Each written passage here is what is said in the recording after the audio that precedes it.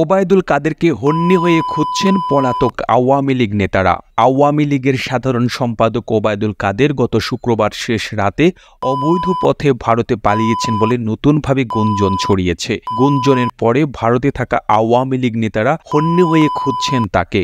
পরের দিন মধ্যরাতে পুলিশ চট্টগ্রামের হালি শহরের শান্তিবাগে কাদেরের স্ত্রী ইশরাতুন্নেসার বড় ভাই নুরুল হুদার বাসায় অভিযান চালিয়েছে। আওয়ামী লীগের শীর্ষ নেতাদের দেওয়া তথ্য থেকে জানা যায়, শহীদ নূর হোসেন দিবস উপলক্ষে রোববার দলীয় কর্মসূচি ঘোষণার পর ওবায়দুল কাদের নিজের দায়িত্ব ও এক ধরনের ঝুঁকি এড়াতে তড়িঘড়ি করে দেশ ছেড়ে পালিয়ে গেছেন। এতে খুব একটা সুবিধা পাচ্ছেন না তিনি, কেননা ভারতেও তাকে আত্মগোপনেই থাকতে হবে।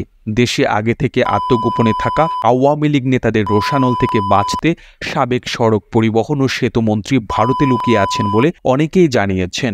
তাদের ভাষ্যমতে ক্ষুব্ধ নেতারা ওবায়দুল কাদেরকে হন্যে হয়ে খুঁজছেন। তার সঙ্গে দেখা হলে অনাকাঙ্ক্ষিত অনেক কিছুই ঘটতে পারে। নির্ভরযোগ্য সূত্র থেকে জানা যায়, ওবায়দুল কাদের শুক্রবার শেষ রাতে সিলেট কিংবা ময়মনসিংহ সীমান্ত দিয়ে অবৈধ পথে ভারতে যান।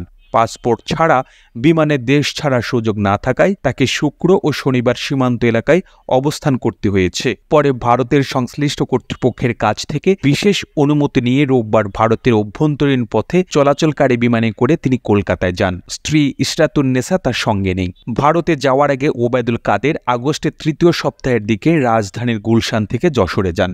সেখানে তিনি তার নিকট আত্মীয় প্রভাবশালী এক সরকারি কর্মকর্তার শ্বশুরবাড়িতে অবস্থান নেন। তখন থেকে ভারতে ঢোকার অপেক্ষায় থাকেন। এর আগে তিনি গুলশানে একটি বাড়িতে আত্মগোপনে ছিলেন। সেখানে আগে থেকেই আত্মগোপনে ছিলেন ছাত্রলীগের সাবেক সাধারণ সম্পাদক ইসাক আলী খান পান্না। পরে 24 আগস্ট পান্না ভারতীয় সীমান্তে মারা যান। আত্মগোপনে থাকা আওয়ামী লীগের বেশিরভাগ নেতা দলের সাধারণ সম্পাদকের খোঁজ নেওয়ার চেষ্টা করছেন। তারা আওয়ামী লীগ সরকারের পতনের জন্য ওবায়দুল কাদেরকেই দুষছেন। এই জন্যই ভারতে ওবায়দুল কাদেরের সঙ্গে নেতাদের দেখা হলে বিব্রতকর পরিস্থিতির শঙ্কা রয়েছে বলে জানান পলাতক কয়েকজন আওয়ামী লীগের নেতা। প্রতিবেদনটি ভালো লেগে থাকলে আপনার ফেসবুকের টাইমলাইনে এখনই শেয়ার করুন। সেই সঙ্গে বিশ্ব বাংলার ফেসবুক পেজটিকে ফলো করুন ও বিশ্ব বাংলার ইউটিউব চ্যানেলটিকে সাবস্ক্রাইব করুন। আর আপনি বাংলাদেশের কোন জেলা থেকে এই ভিডিওটি দেখছেন আমাদের কমেন্ট করে জানান। আমরা পরবর্তী ভিডিওতে আপনাকে ধন্যবাদ জানাতে ভুলব না। এতক্ষণ বিশ্ব বাংলার সাথে থাকার জন্য অসংখ্য ধন্যবাদ।